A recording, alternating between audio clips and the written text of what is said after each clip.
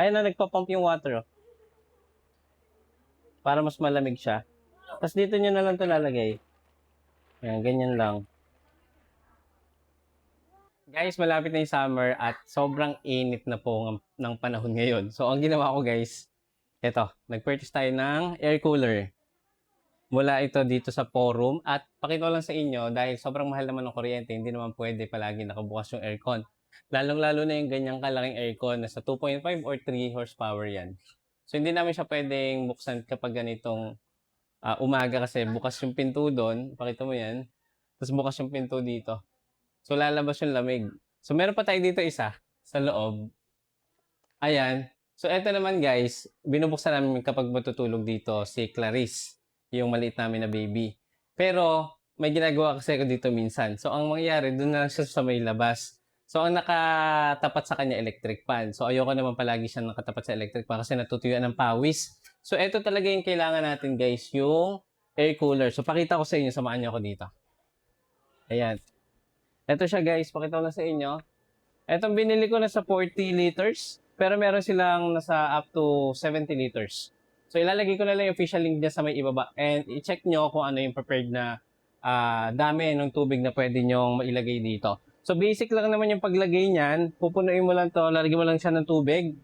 At syempre, para mas malamig, lalagyan natin siya ng yelo. Sakto, pakita ko lang sa inyo. Ayan.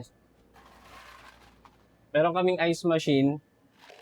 So, ito yung ilalagyan natin dyan. Ayan. Ayan, lagyan mo yelo. Ayan, para mas malamig.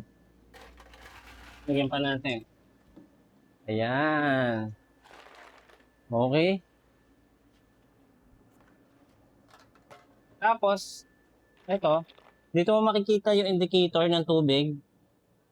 Ito yung kanyang buga ng pan. At meron din dito sa gilid. Meron din dito sa gilid. So, ito naman yung function niya. Meron siyang swing. Ayan.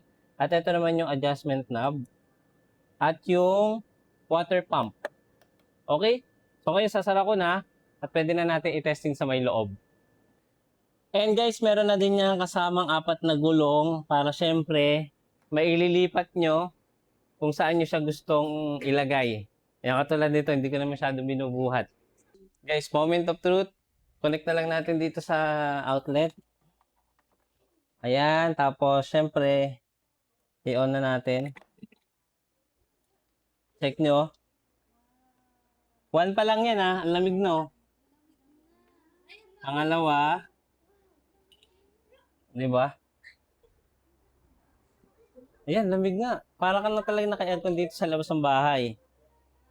Tapos meron siyang swing dito. Ayan. Lamig oh. Parang aircon na. Kung meron naman kayong freezer katulad nito guys, meron na din yung kasamang dalawang ganito. Yung ice box or ice crystal. So pag yayelohin nyo lang to, tapos lalagay nyo doon para mas malamig siya. Ayan. Ayun na, nagpa-pump yung water oh, para mas malamig siya. Tapos dito nyo na lang to lalagay. Ayan, ganyan lang. Okay guys, sa lahat ng gusto mag-purchase nito dahil alam niyo na sa amin ngayon sobrang init at hindi naman palagi nakabukas yung aircon natin kasi malalakas naman sa kuryente. Ito na yung pwede nyo i-consider. Ilalagay ko na lang yung official link dyan sa may ibaba para makapag-purchase na kayo and follow for more.